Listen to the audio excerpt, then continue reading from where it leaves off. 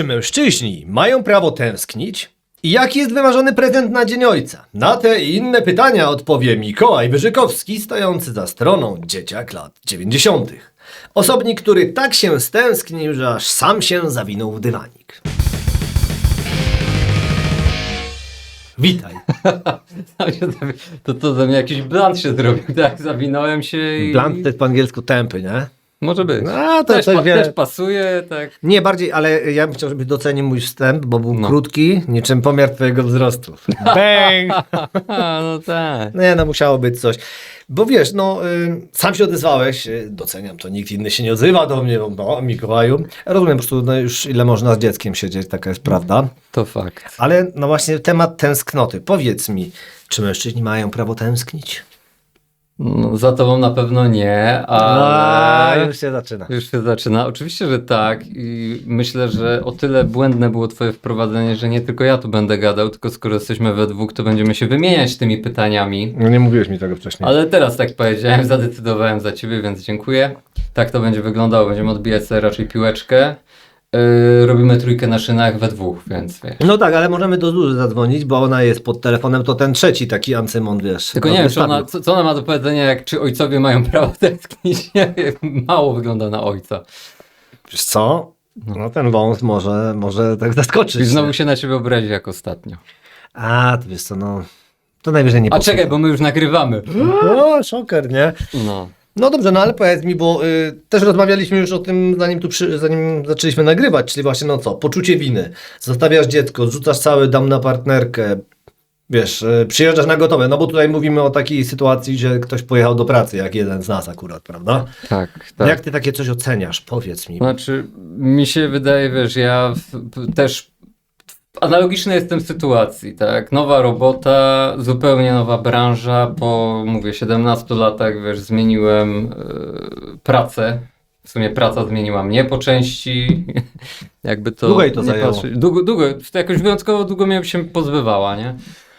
No i generalnie wiesz co, teraz sytuacja taka, że jak mam małego, nowego, że tak powiem, członka rodziny i nową robotę, ogarnianie tych dwóch rzeczy naraz było naprawdę dla mnie kosmicznie trudne. Ja wiem, że nie jestem jakoś specjalnie może bystry, nie, na takie rzeczy. Nie wiem, czemu dzisiaj się tak samo biczujesz. Jak będzie, nie, żeby się, wiesz, słuchacze lepiej poczuli, nie, wyniesieni troszeczkę ponad średnią. I wiesz co, i generalnie te parę miesięcy jak siedziałem z synem, no to bardzo się cieszę, że się tak udało, że akurat straciłem robotę w momencie, kiedy on się urodził i mogłem te pierwsze parę najcięższych miesięcy teoretycznie spędzić z żoną i z dzieckiem w domu. A nawet czasami przejmowałem tą pałeczkę bardziej, bo moja żona miała operację niedługo po narodzinach dziecka. Więc też byłem rzucony na głęboką wodę jako słomiany wdowiec chwilowo, można powiedzieć. No, aczkolwiek na dzień dzisiejszy, w momencie jak wróciłem ja do pracy i nie mam, nie wiesz, po te powiedzmy 9, może prawie 10 godzin w domu, nie, gdzieś tam z dojazdem i dotarciem w tej na ZOT, no to widzę, że moja żona często jest w psychicznie gorszym stanie niż ja. Po tych godzinach jednak dość tam wymagającej też pracy.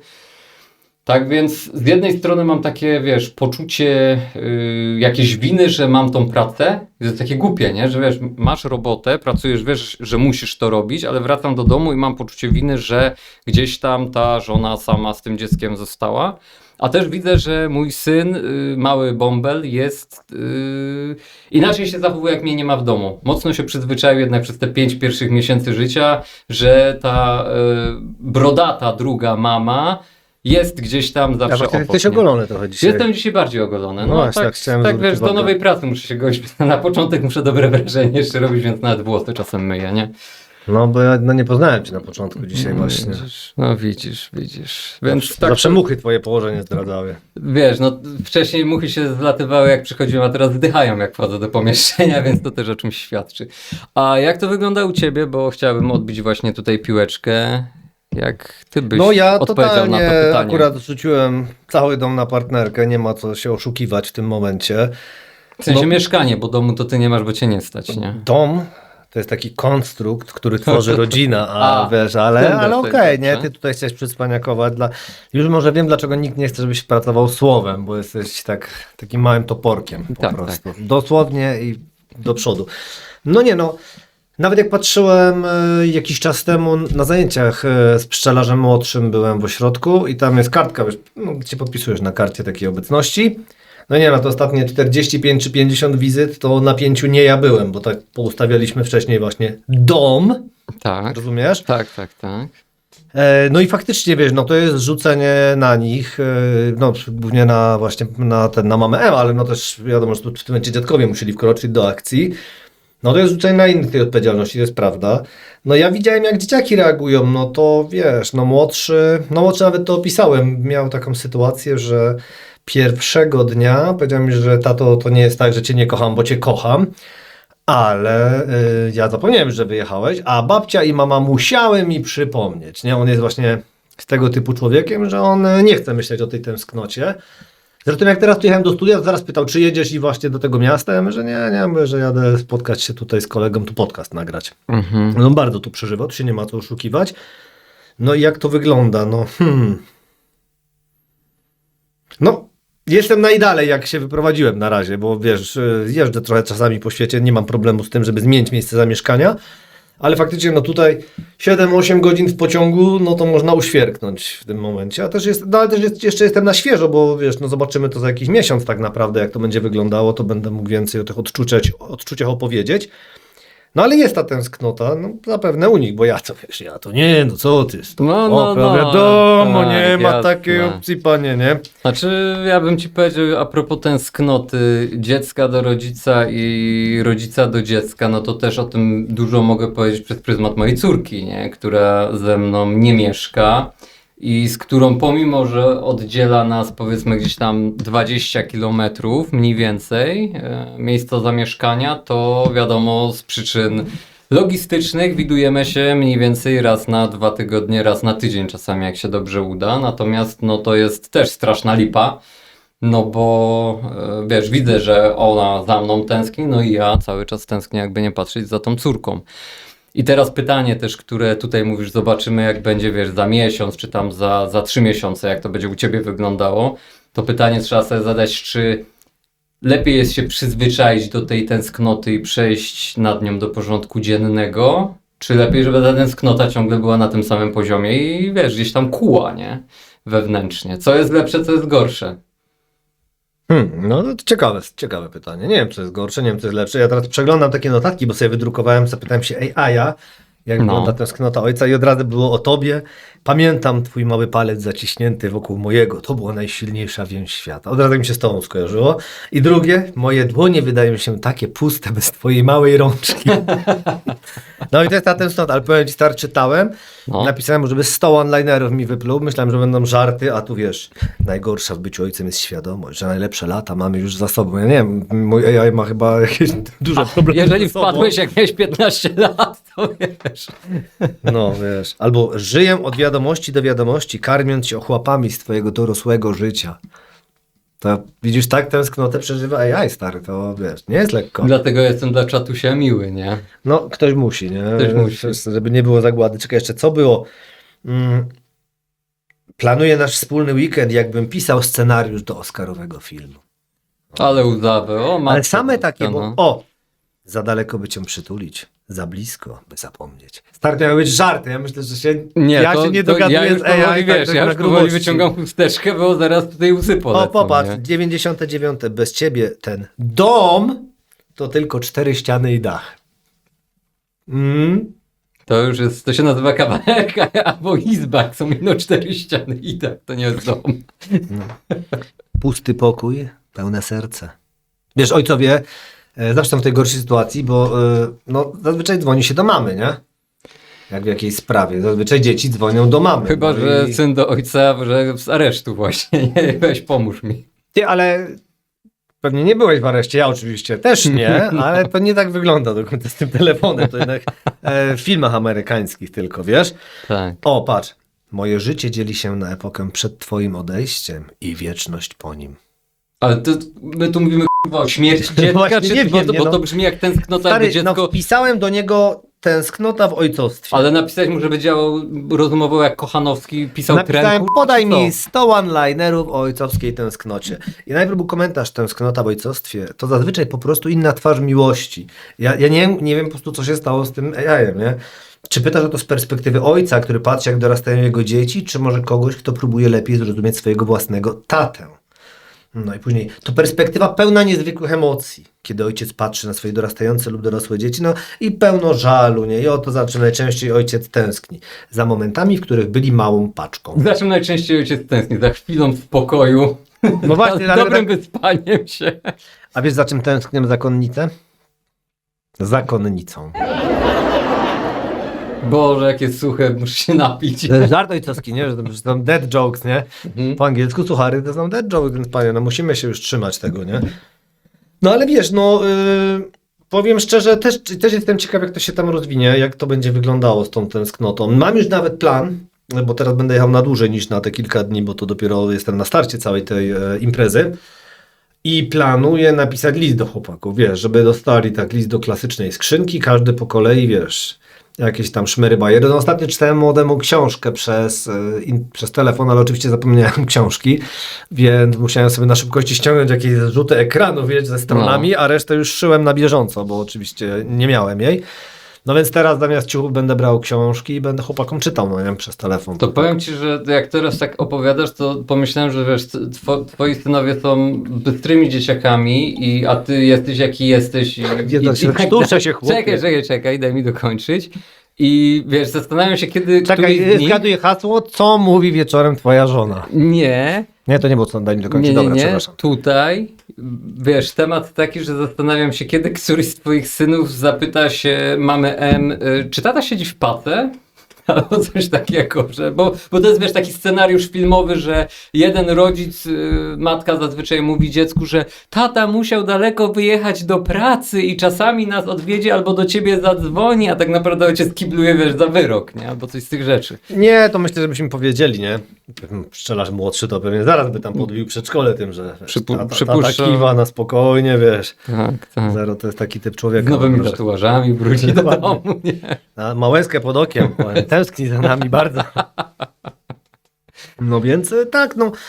No ale wiesz, czy ten ojciec ma to prawo do tęsknoty, czy powinien być twardy, wiesz, taki sztywniutki. No bo to różne metody radzenia sobie z tą tęsknotą. No. No i właśnie część dzieci, tak jak właśnie u mnie młodszy, no nie chce o tym mówić.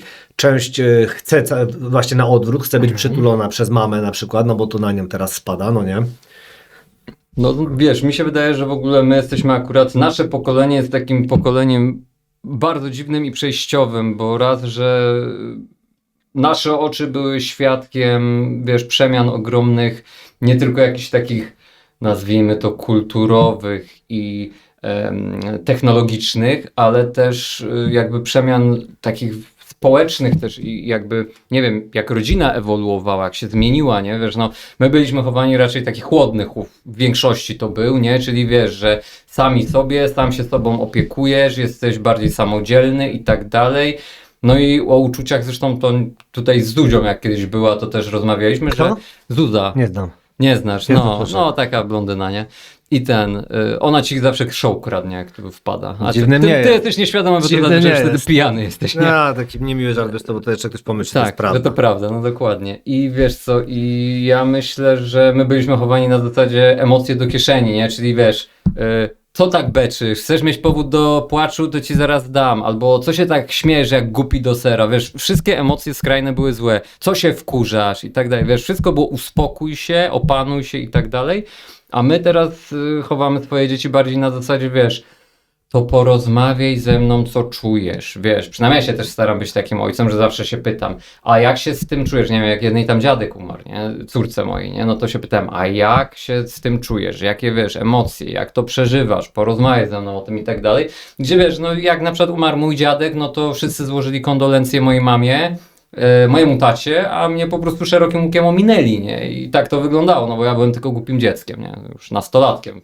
wczesnym nastolatkiem, ale jednak, wiesz, i nie siekło mnie to mniej, ale byłem pominięty, nie, wiesz, za naszych czasów kultura była taka, nie wiem, czy u ciebie też w domu, ale w większości moich znajomych, że jak ktoś przyjeżdżał na przykład, nie wiem, do ojca na urodziny, to dzieci przy stole nie siedzą, dzieci przy stole głosu nie mają, dzieci idź się bawić do pokoju, dorośli siedzą, rozmawiają, nie? Natomiast teraz nie ma czegoś takiego. Teraz dzieci się sadza przy stole, chodź do nas, posiedź, porozmawiaj i tak dalej, nie? Więc myślę, że inaczej teraz są dzieci emocjonalnie wychowywane i takie rozmowy też, że my jako ojcowie też jesteśmy inni niż byli nasi ojcowie. Zdecydowanie cieplejsi, jakkolwiek to zabrzmi, pewnie zaraz chwycisz tu jakiś Nie, żart. staram się dzisiaj, wiesz, tak poważnie mówisz, to już się od 3 chyba powstrzymałem, już były takie, Rozumiem, wiesz, fajne tak, chwile, ale mówię, odpuszczę dzisiaj. No. Się starasz, mówię, fajnie mówisz, wiesz, jak na ciebie, No trzeźwy bez wargi jestem, na nie? nosie. Wiesz, więc... No ale piwko zero masz, no to No dla- piwkodero, no to tam wlane to nie wiesz, nie? Wiesz co, przy mnie otwierałeś, to tak mogę wnioskować, Byłeś się że- oddać jeszcze po drodze, wiesz, tutaj. No to w sumie, no punkt dla ciebie, punkt dla ciebie, kolego, Dokładnie. truskawkowy. Dodam, że twoje też już było otwarte, jak poszedłeś się odlać i zostało tu na stole. Cholipka. Tak, za chwilę To będą... dziwny energetyk, właśnie tak mi się wydawało, że taki trochę inny niż zwykle, nie? No, No ale patrz, bo mam taki ładny cytat z książki Moja mama gorylica, mam nadzieję, że dobrze pamiętam tytuł. Tak bardzo tęskniliśmy za prawdziwym domem, prawdziwą mamą, taką z pięknymi włosami spiętymi w kok, roztaczającą wokół siebie zapach perfum. Mamą, która martwiłaby się stłuczonymi kolanami, mówiła: oj ty moje biedactwo, i od razu przynosiła plaster. I za tatą w wypastowanych butach, który od razu biegłby kupić komiks dla swojego chorego na grypę dziecka. To jest cytat, który miał pokazać tęsknotę za ojcem, ale chciałbym z analizy prasoznawczej dawnej, liczyło się znaki, to jak zauważyłeś, większy był o mamie. no tak. No więc ta tęsknota jednak jakby mama wyjechała, To jest mogłaby inaczej. być większa już. Ale wiesz co, no jest takie, kiedyś usłyszałem takie też słowa i to też zabrzmi poważnie. No, Takie no, słowa. na, Nie, jak na przepraszam, podlewie. ale już wybucham dzisiaj. Tak. Przyszedłem z domu, muszę się odstresować. Ale wiesz, usłyszałem takie słowa, że śmierć ojca to jest, wiesz, dramat, nie? Natomiast śmierć matki to jest jedyna prawdziwa tragedia, nie? I jakby nie patrzeć, no to no coś w tym jest, że jednak człowiek zawsze z tą matką jest bardziej związany, może nie zawsze, bo też znamy na pewno inne przypadki, ale gdzieś tam ta natura... Ale od razu o Sosnowcu chcesz, tak? Od razu. Nie, o No Sosnowcu. mama Madzi tam była. Nie? No to już w ogóle. To bardzo poważny temat, a jednocześnie wiesz, schodzimy na uśmiech na twarzy, nie? No, w każdym razie wiesz o co chodzi. No ta tęsknota za matką jest jednak chyba większa. To przywiązanie do matki jest większe. No tak, no i właśnie dlatego zawsze mama może tęsknić. I tutaj wracamy do tego pytania, no a tata, no przecież on się powinien trzymać. On temu dziecku powinien powiedzieć: zaraz wrócę, to jest akurat najgorsza metoda, wiesz, mówienia dziecku, No, że niedługo tak. wrócę, bo to takie, wiesz, faktycznie duszenie jego 16 uczuć, lat nie? później, no. No to duży wyrok już. To już faktycznie, zabójstwo, tylko tak. że wiesz, To już okoliczności faktycznie, panie. łagodzące, nie? No więc, wiesz, no wszyscy mówią, że mama może, wiesz, tęsknić, mama ma te uczucia. Zawsze jednak ta mama, na ten tata, co, no jedzie do pracy. Wiesz, z drugiej strony ludzie od wieku jeździli do pracy. No to nie jest nic wyjątkowego, że ten ojciec wychodził z domu. Mama jednak nie zostawała. Ale tak się przyjęło. Patrz, to jest kwestia, bo, jest kwestia bo tak się patriarchatu, przyjęło. no, No bo tak się przyjęło, no, że ojciec, oczywiście, wiesz, nie? ten idzie polować, ta pilnuje ogniska i karmi dziecko, nie? No jakby natura tak pokierowała w ten deseń, natomiast no w dzisiejszych czasach to się tak rozjeżdża, że to nie ma znaczenia jakiej ty jesteś płci praktycznie, bo mówię, no ja pierwsze 5 miesięcy większość ja się zajmowałem synem z przyczyn jakby po stronie zdrowotnej u żony. I nie miałem z tym problemu, tak? Wiesz, w żaden sposób. Wiadomo, jest to wykańczające, męczące, absorbujące, ale no daje radę i jakby nie miało to żadnego wpływu, nie wiem, na to wychowanie tego dziecka, nie? To i ty masz 2 ręce i kobieta ma 2 ręce i tak samo możesz się, wiesz, zająć dzieciakiem. Natomiast wydaje mi się, Ale że jednoręki tęsknoty- bandyta już nie. Jednoręki bandyta nie, natomiast wydaje mi się, że wiesz, obserwuję teraz sam, wiesz, jak wygląda tęsknota kobiety, matki, jak wygląda tęsknota ojca, nie? U mnie to wiesz, to wygląda tak, że ja wychodzę do pracy i ja autentycznie, wiesz, wracam do domu, no to ja się cieszę, że wiesz, że wejdę do domu, pójdę, przywitam się ze swoim brzdącem, on się do mnie, wiesz, zawsze szczerzy tymi swoimi w tej chwili 4,5 zębem. I wiesz, cieszy się na mój widok, wyciąga do mnie ręce i tak widzę, że wiesz, że jest jakby ta więź. Ja się autentycznie cieszę, już nie mogę się doczekać, jak jadę windą, że już za chwilę go zobaczę. Moja żona, jako że ma syna cały czas, to ona ma to tak, wiesz, bardziej pocięte, że często ma go trochę w cudzysłowie dosyć, bo ma prawo, bo mówię, jest wymagający, cały czas płacze, chce na rękach i tak dalej, i tak dalej. Natomiast jest, wiesz, tak, że ja przyjdę, ona czuje ulgę, że może odejść, zostawić tego dzieciaka na chwilę, ja się nim zajmę. Natomiast w momencie, jak on pójdzie spać na drzemkę i śpi już więcej niż 30 swoich standardowych minut, to ona już zaczyna mówić, bo ja już za nim tęsknię, już bym mógł się obudzić. Ja mówię, no kobieto, ty jesteś jakaś szalona, nie? I nie wiem, czy to jest kwestia hormonów, czy czego, ale wiesz, ja nie mam czegoś takiego, że on pójdzie spać, to ja mówię, fajnie, mogę oglądać serial, czy teraz jest czas na odpoczynek, nie? Natomiast ona wie, że zaczyna tęsknić, nie? Tak mówię, no troszkę to inaczej jednak wygląda ta tęsknota.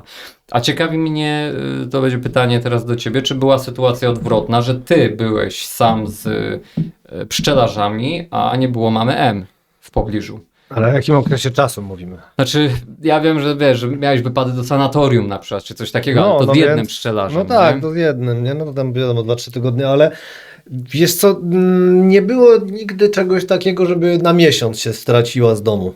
Tak Nie, jak ale ja to teraz, mówmy nie, na przykład. krótszy okres, bo ciebie jeszcze nie było miesiąca w domu, żeby cię nie było miesiąc. No ale nie? no to jest ta perspektywa, Tak, no wiadomo. to jest perspektywa, no. teraz mówisz o perspektywie, natomiast nie wiesz, jak to będzie wyglądało, bo to jest Ale ty wiesz, pierwsza dlatego sytuacja. cię zaprosiłem.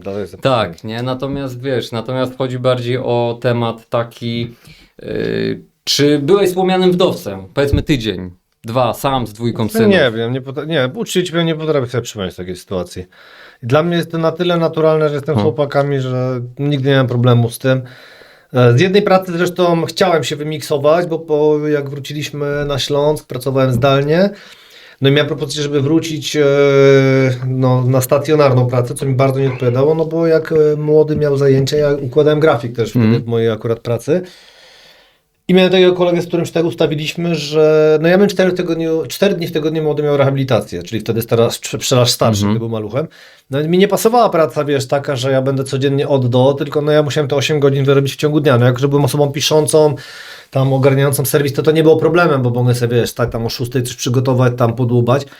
Ale no to wtedy ja cały czas ja stawiam. Przecież ja pierwsze kroki pszczelarza starszego też to ci mówiłem, że przeoczyłem, prawda? To ci opowiadałem, nie? Że No tak. szedł obok mnie, ja byłem już tak przyzwyczajony. Jest tak naturalne, że ktoś chodzi, że wiesz, pomału bym tego nie nagrał. No i dopiero później miałem taki gdzieś filmik skitrany, że mówię, jeszcze raz próbuję, teraz mówię, mamie i rodzinie muszę wysłać, więc nie miałem nigdy takiego problemu. No pszczelarz starszy na pewno więcej czasu ze mną spędzał. Bo jak mówimy o dwójce, to nie było takiej sytuacji, no bo młodszy się urodził w pandemii, No tak. więc już ten rok pierwszy na pewno poleciał całkowicie bez takich, wiesz, ekscesów. No ze starszym byłeś na pewno sam w momencie, jak mama miała Nawet kilka rodzić dni tego, starym, to takich, wiesz, to wiesz, starszym byłem bardzo wiele razy sam, bo no mówię, nim się opiekowałem dużo aktywniej mam wrażenie, no bo też pracę sobie ustawiałem pod to, też zrezygnowałem z pracy, zrobiłem tak, że miałem pół roku prawie urlopu jednego, wiesz o co chodzi, więc nie, no to ze starszym to jest nieporównywalnie więcej czasu miałem. A nie, powiem ci, że właśnie z doświadczenia ja zawsze podkreślam, że dla mnie największą wartością jest jakby, wiesz, rodzina, przyjaciele i czas, nie? Bo się mówi, czas to pieniądz i nigdy nie rozumiałem ludzi, którzy, wiesz, no na przykład teraz w pracy między innymi poznałem gościa, który był handlowcem i on mówi, że wiesz, przez 15 lat pracował po 12-14 godzin, będąc cały czas gdzieś w trasie i tak dalej. Bo gonił tam, żeby dom sobie wybudować i tak dalej, a teraz się go zapytałem, no i co, i masz ten dom? On mówi, że nie, że mieszkanie, bo w końcu te pieniądze się rozchodziły na bieżąco, No a teraz tak. jakby już, wiesz, nie ma takiego parcia i stwierdził, że zdrowie mu zaczyna podupadać, z dzieckiem kontaktu dużo nie miał i tak dalej. Ja na przykład, wiesz, jak mi się córka urodziła te 11 lat temu, to parę razy miałem możliwość zmiany pracy na jakąś lepszą, ciekawszą, aczkolwiek nigdy tego nie robiłem, bo zawsze ta zmiana pracy wiązała się jednak z innymi godzinami, większym zaangażowaniem mojej osoby czasowo. A ja zawsze mówię, kurde, ja nie chcę tracić czasu z córką, bo ja wiem, jak to wyglądało u mnie w domu, że mój ojciec, wiesz, wiecznie był poza domem, jak ja byłem dzieckiem i on nagle się pojawił, jak ja miałem 16 lat, nie? On, wiesz, wychodził rano do pracy o godzinie 7, wracał o godzinie 19:30, kiedy ja teoretycznie jako brzdąc się kładłem spać. I to było tylko cześć, nie? I tyle.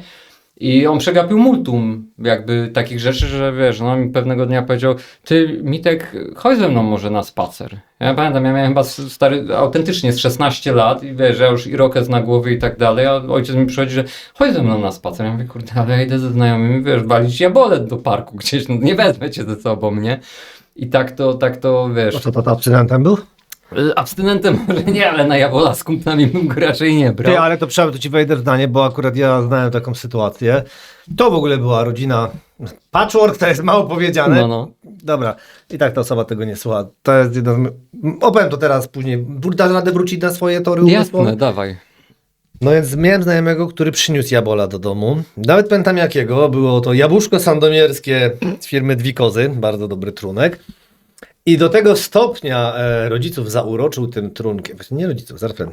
Opiekunów zauroczył tym trunkiem, że potrafili przelać go do karawki i dać ludziom na imprezie, żeby przetestować co dalej, i wszystkim to jabłuszko wchodziło. Wiesz, to był koniec lat 90., początek 2000, o ile mnie pamięć nie myli, więc cidrów, czy tak jak teraz powiem cider, no nie, a mamy radzionków obok, to były cidry po prostu, nie? No. Cidry i cidry. To ich nie było wtedy za dużo, więc mogłeś ludziom wmówić takie coś. Ale dlaczego tą historię chciałem, bo mówię, bo mi wyleci w głowie z moim chaosem. No to była piękna sprawa, bo rzeczony kolega miał tatę i mamę. Takie rzeczy się zdarzają, prawda? Mama była nauczycielką. Więc nauczycielki mają uczniów. To też na razie nie ma żadnego szoku. Nie ma Mija tak wiele pytania. lat. Do ich domu zepsuła mi się pralka. To jest autentyk historia. Pozdrawiam cię, sołtys. No i do ich domu przyszedł pan naprawić pralkę.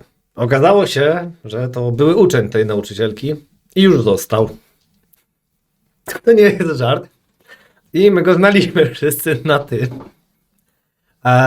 Czasami z ziomkiem jeździliśmy na chatę do rodziny tego, no ja pamiętam imię, ale nie chcę być pana od pralki, ziomka od pralki. I oni tworzyli taką rodzinę patchworkową i mieszkali już później wszyscy razem. Do dzisiaj uważam, że to się nazywa kochać swoją pracę, bo ja nie wiem, czy jakakolwiek pralka daje ci serwisanta dożywotnio, wiesz, nie? Powiem ci i ja... Prywatny serwis.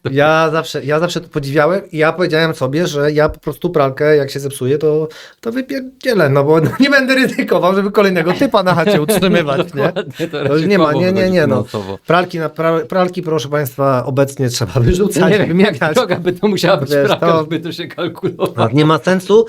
No ale pamiętam, że później on miał właśnie dom na Kielczyźnie i raz u niego na chacie byliśmy. I teraz ciekawostka, chcieliśmy zrobić pranie w niedzielę i nie było pralki. I po prostu mówimy zaraz. Szef bez butów chodzi, nie? I praliśmy w Bali. Może on ręcznie to dobrze No właśnie robi. była Balia i była taka stara wyżymarka, jak dziś pamiętam, tak. no nie? No więc tak, więc przepraszam, ale musiałem ci to powiedzieć, bo zapomnę tę No historię, jasne. a to jest rodzina patchworkowa i tam była tęsknota. Nie wiem za kim, za czym, ale tęsknota była wszyscy wyczuwalna. za wszystkimi Tak, tęsknili, nie?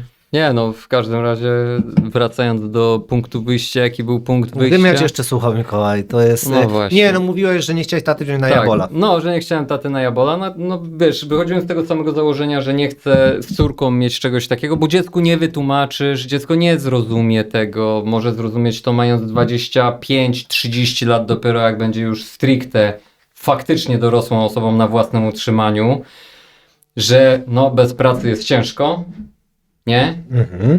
Natomiast wiesz, no ja nie straciłem żadnego momentu z córką w stylu jej pierwszych kroków, pierwszych słów, nic takiego, nie? Zawsze wszystko było przeze mnie dopilnowane na zasadzie, że byłem tego świadkiem.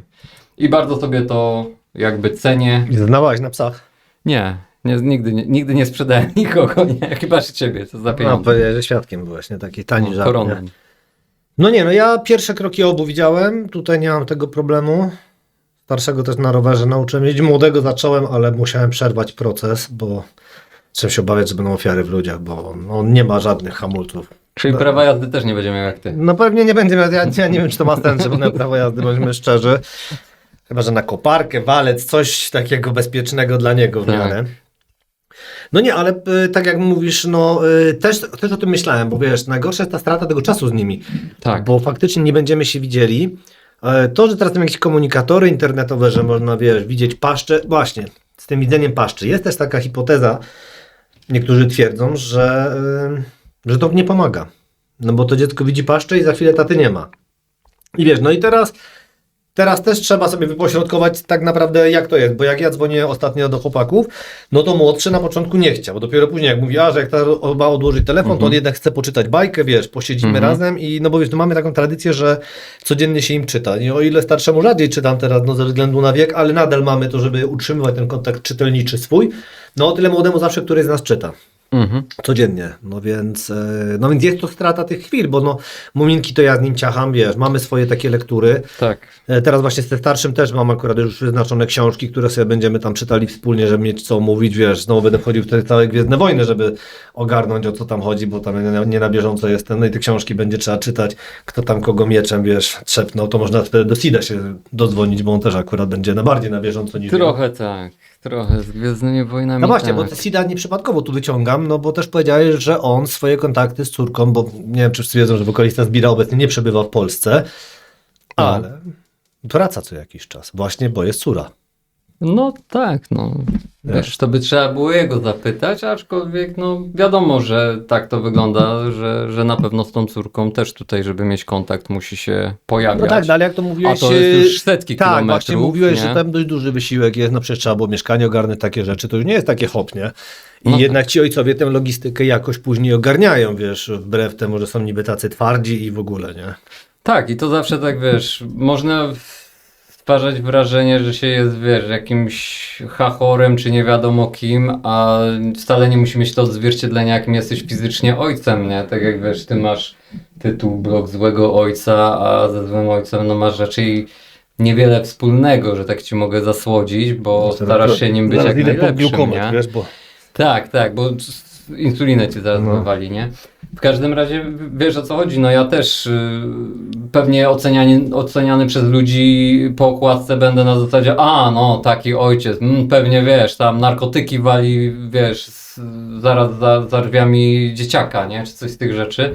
Natomiast no to nic bardziej mylnego, Wszystko z dzieckiem. Nie będę mu od buzi odejmował, nie? Jak wiesz. Przecież ząbkuje, no musi, wiesz, Ładnie troszkę to jest. morfiny na ten. Ty, ale ząbkowanie to też jest w ogóle taki temat zawsze. No bo patrz, właśnie, bo to tak będę skakał, bo ja mówię, bo skacz. wiem, że dzisiaj fajnie ty akurat jesteś przygotowany. Szok. W szkole nigdy tak nie byłeś przygotowany. W życiu. Ale wiesz, na przykład jak mówisz o ząbkowaniu, to też ludzie pytają, no a jak mama to zniosła? No bo wiesz, bo jest to, że ona pewnie w nocy idzie, wiesz, na tej zasadzie, nie? Ludzie jakoś nie pamiętają, że ty też tam jesteś. No. Też tam jesteś i też nie śpisz i też wstajesz. Wiadomo, że teraz, wiesz, żona stwierdziła, że no wiadomo, chodzisz do roboty, musisz wstać rano, no to okej, to umówiliśmy się tak, że po godzinie 3:00 ja już nie wstaję do dzieciaka. Wcześniej staram się, wiesz, też ją odciążyć, bo jeżeli ją wstaje 7 razy w ciągu nocy z płaczem, bo wypadnie mu smoczek, no to jak ona 7 razy wstanie, to nie zdąży dobrze zasnąć, żeby, wiesz, znowu, że tak powiem, do niego wstać za chwilę. Więc się dzielimy, staramy się dzielić i staram się też ją w jakiś sposób, wiesz, odciążyć, bo to nie jest tak, że ona siedzi i nic nie robi, bo wiesz, wiadomo, często się tak mówi, facet pracuje, to on wraca, rzuci, wiesz, torbę, siada przed telewizorem. No u mnie to tak absolutnie nie wygląda. Wiesz, że jak wrócę z pracy, to staram się odciążyć żonę, bo wiem, że ona te 10 godzin siedziała z dzieciakiem cały czas na ramieniu. Nie wiem, no to jest problem. No tak, bo wiesz. to też jest ten fenomen, który jest i u rodziców i będzie też przy tej tęsknocie się pojawiał, bo zobacz, no nas teraz dzieli te 600 kilometrów, no i na przykład dzieci mogą tego nie rozumieć, ale na przykład wiesz, wyobraź sobie, że przyjadą do mnie teraz, no i co, ja mam od razu, to się bawimy, no po 600 kilometrach to każdy ma prawo chcieć chwilę odpocząć, no i tak samo ja rozumiem, że ten ojciec po pracy ma prawo chcieć chwilę odpocząć, ale musi pamiętać, że w tym czasie, no ta matka tam była z tym Tam była bajtlem, cały nie? czas i wiesz, i z drugiej strony nie może to też wyglądać w taki sposób, bo miałem takiego znajomego, że wiesz, on pracował, wracał do domu tam po 80 godzinach, a w drzwiach zastawała go jego partnerka, już ubrana, w pełnym rynsztunku, wkładała mu dziecko, podawała mu taką niemowlaka osobę też. i mówiła dziękuję, do widzenia, ona musi wyjść odpocząć. No bo on sobie odpoczął przez, wiesz, ona go nie widziała te 8 godzin, jak on No to siedział jest i nie teraz do w końca robocie. fair, bo też był te 15 jest- minut, bo trzeba by dać, żeby się przystosował do domu. Wiesz, o to chodzi, że jesteś na kwadracie już, ja nie? i tak uważam, że wiesz, że w ogóle no to jest całkowicie nie fair, bo w tym momencie ja mu kiedyś dałem taką radę, mówię, tak, to powiedz jej, że w takim razie niech idzie na pół etatu do roboty, jak ty wracasz, odpocznie. to niech ona idzie odpocząć do pracy w tym czasie, albo niech ona pójdzie na pół etatu, ty pójdziesz na pół etatu i będziecie równo się zajmować dzieckiem, równo pracować, bo to się tak wydaje później, że bo ty w pracy to wiesz, odpocząłeś sobie od dziecka, no ale też kiedyś musisz się zregenerować, nie? Zjeść, wysrać, umyć, poświęcić chwilę dla siebie na regenerację umysłu, nie? Więc to też w drugą stronę nie może być, aczkolwiek absolutnie nie może to działać na zasadzie, wiesz, wrzuciłem, ja już pracowałem, dziękuję, do widzenia, zajmuj się dzieckiem. Nie, no i oczywiście, tyle, że nie. Ale jak mówiłeś teraz o tej nocy, o wstawaniu, no to my przy pszczelarzu starszym mieliśmy dużo prościej, bo my musieliśmy wstawać co 3 godziny. Nie było żadnej rozmowy, więc każdy miał już swoją porę po prostu, więc no bo on musiał być co 3 godziny karmiony ze względów swojej no, niskiej masy ciała, no nie oszukujmy się, tam nie będę tutaj, ty akurat wiesz ile ważył młodzianek się urodził. No więc my mieliśmy już te co 3 godziny, bo tak jak mówisz, no byłoby irracjonalne, żeby jedna osoba stała, nawet jeśli to miałoby być dyżur, że jedna noc na zakładkę. No więc my już się nauczyliśmy tak, no że każdy miał te 5 godzin po prostu odpoczynku między tym, no bo wiesz, no bo... Jak w wojsku, nie? No, Wiesz, no i troszkę... się dawało radę, no i co, no to jest twój bajtel, no musisz to ogarnąć, no nie Pewnie. przeskoczysz tego, nie? Ale pamiętam, że co 3 godziny z zegarkiem w ręku, mi najbardziej tego było szkoda, bo trzeba było mu, jak to się po śląsku mi ten nupel dać, nie? Ja on wtedy tak ciągnął na pół gwizdka, a że jeszcze na początku nie potrafił dobrze ogarnąć tego, to bywało tak, że on czasami pół godziny jadł, więc po prostu wiesz, o tej 3 w nocy, po prostu taki neptyk, wiesz, nie włączysz przecież, bo teraz wiesz, ludzie mówią, sobie telefon możesz włączyć, no my przed nim nie mogliśmy włączyć Ale to jest telefonu, gorsze. przecież wiesz o co chodzi, nie? Musisz być świadomy, no masz bąbla, który wiesz, może się odciąć w pewnym momencie, no to pamiętam i tak. Ale powiem ci, że to jest właśnie gorsze, że ja przy córce, wiesz, te naście lat temu, to no ten telefon, no to wtedy te 10 ponad lat temu troszkę inaczej też jeszcze wyglądało. No nie? tak, no nie przypomnę sobie, ale nie było na Ale pewno nie było opcji tak- oglądania cały czas YouTube'ów, takich rzeczy, no nie było tak, że tak wiesz, to nie hulało tak wszystko, ten internet nawet ci tak nie hulał i tak dalej, nie, no teraz to wiesz, telefon ci zastąpi z powodzeniem laptopa, nie, tak na No dobrą tak. sprawę, tylko mniejszy ekran, no ale wiesz, ja zauważyłem, że w tej chwili ten telefon czasami jest zgubny, bo jak ja w środku nocy wstanę do syna, odpalę ten telefon na chwilę,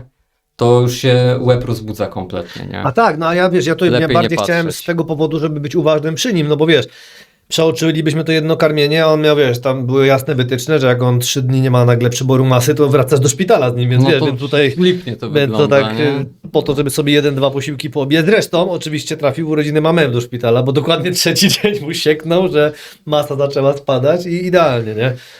No to w ogóle, to było najzabawniejsze, bo najzabawniejszy szpital z nim autentycznie. Mój ulubiony to był właśnie ten, jak były urodziny mamy, a mi tam trafiliśmy, no bo tamto na nas patrzyli jak na skrajną patologię, nie? Bo, no niestety, ja byłem gruby, ja dlatego potrafię powiedzieć, że ktoś ma nadwagę. Tam wszystkie dzieci miały nadwagę, oprócz jedynego, które wyglądało na niedożywione. No i pamiętam, jak na nas patrzyli. Ja nie zapomnę, że pierwsza noc, no to mówię, że ja zostaję, mówię, ty jedź na chatę, nie? Odpocznij trochę, przynajmniej. Wiesz, prezent urodzinowy taki wręcz, no nie? No i ja sobie tam siedzę, młody zasnął, no ale ty wiesz, no jesteś jeszcze na tych emocjach całych, no wiesz, środek nocy, tam 12 czy 1 w nocy, dopiero na salę wjechałem, nie? Dostaliśmy sami salę przez to, że no autentycznie wszędzie były duże dzieci i nawet lekarz mówi, nie no dobra, bo to będzie dziwnie wyglądało, dostaniecie sami, to jest piękne To było, taki nie? luksus, nie? Wiesz, No nie, bo sala najpierw sama. nie, no stary, w ogóle to był szpital na Pradze. Więc oni nas wzięli z jakąś praską patologię. I tak dosłownie nam później to pani powiedziała, że oni myśleli, że my mamy jakieś dziecko niedożywione, dopiero jak zobaczyli, wiesz, papiery, wszystko, nie, no to no dobra. No i teraz hicior jest taki, że no ja wiesz, że ja jestem otworem do ludzi, o tak delikatnie rzecz ujmując, nie? I tam wszystkie drzwi przeszklone. I w sali naprzeciwko jest jakaś pani i w ogóle strasznie chce mnie obserwować. W ogóle mnie to już doprowadza do szewskiej pasji, bo ja usypiam młodego, nie? No. A tu jakaś kobieta na mnie, wiesz, lampi, non-stop. Ładnie Już karmisz piersią, a mówię, ktoś cię mówię, zagląda. naprawdę, nie, mówię, ja tu wiesz, moje sportowe, daję, no, nieważne. O.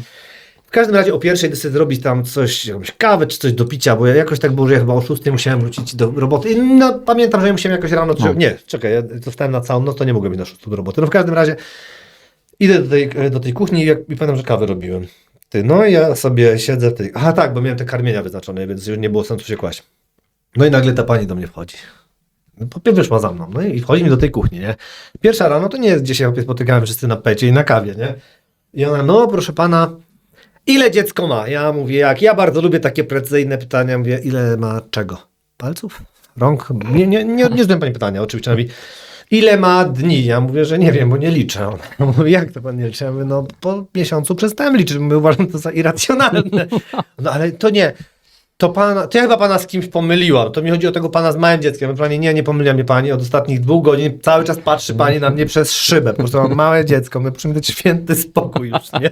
No i oczywiście tata ham, nie? Ale uwielbiałem ten szpital, bo tam codziennie coś się nowego działo. Na przykład raz wchodzę do kuchni, a tam autentycznie 15 osób z Bułgarii.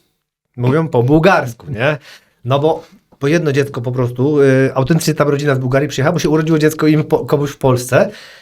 No więc chcieli odwiedzić, a że siedzieli w kuchni, bo nie mogli wejść na No oddział. tak, nie, Rewelacyjne no, to było. No, każdy dzień jakieś nowe hity, nie?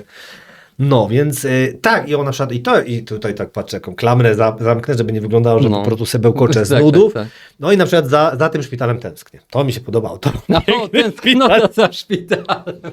Proszę, tak, czyli tak, mężczyzna może tęsknić. Może tęsknić. Nie, ale wiesz, wracając do właśnie sytuacji tęsknoty, no to wiesz, dla ciebie, ty mając 40 lat, jak nie widzisz się miesiąc z swoją partnerką czy z kumplem, no to jest chwila, nie? Natomiast dla właśnie na przykład twoich synów, no to miesiąc to jest dużo, nie? To jest kawał, wiesz, jakby ich życia i to jest, wiesz, fragment, który ty, brzydko mówiąc, ale wprost przegapiasz po prostu. Tak, I tak. jeszcze jedna sprawa a propos tych, bo zaczęliśmy od tych kamerek, że rozmowa na kamerce nie pomaga, nie? Że to nie daje. Wiesz dlaczego? Bo na kamerkę to ty się jednak musisz umówić. Zawsze na telefon jednak zazwyczaj się gdzieś tam, to zadzwonię o tej godzinie. To tak nie działa. Dzieci lubią bardziej mieć tą, dla dzieci ważniejsza jest, jak kiedyś czytałem, dostępność rodzica.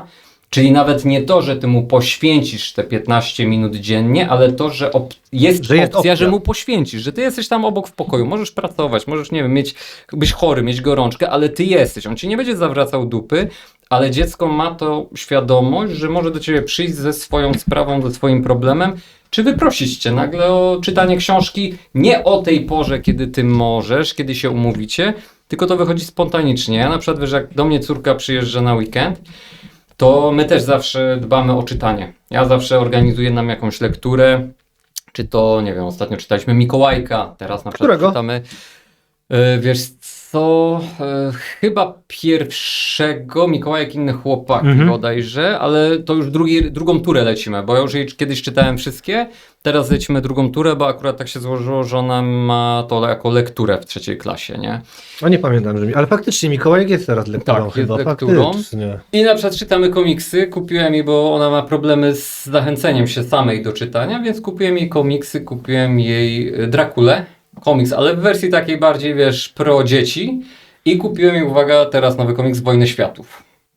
O, w komiksie jest? Tak, w komiksie, bardzo fajnie zrobione. Czekaj, ten Zygmuntu w takim dużym formacie, Duży A4, format dobra, A4, wiem, który. ale fajne, to jest bardzo jej się podoba i bardzo ją wciąga, wiesz, że ona faktycznie chodzenie po bagnach. tak, i bardzo chce sobie to poczytać, więc fajnie.